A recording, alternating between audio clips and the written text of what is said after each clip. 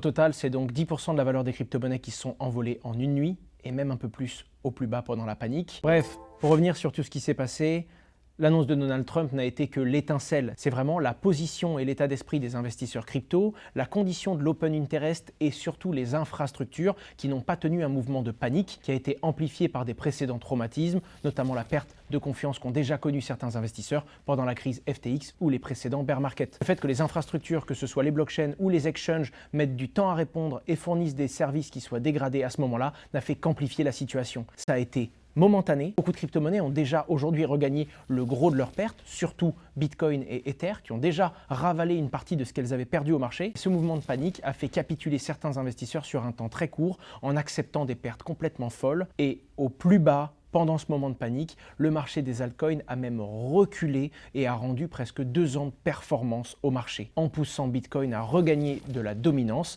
et le faire remonter momentanément, encore une fois, à plus de 63% de la valeur de toutes les cryptos qui existent. Puisqu'encore une fois, c'est Bitcoin qui a le mieux résisté à ce mouvement de panique. Au total, c'est donc 10% de la valeur des crypto-monnaies qui se sont envolées en une nuit, et même un peu plus au plus bas pendant la panique. 19 milliards de dollars de positions liquidées des investisseurs et 1,6 million de traders qui ont vu leur position se volatiliser en ce mouvement violent de la nuit du 10 au 11 octobre.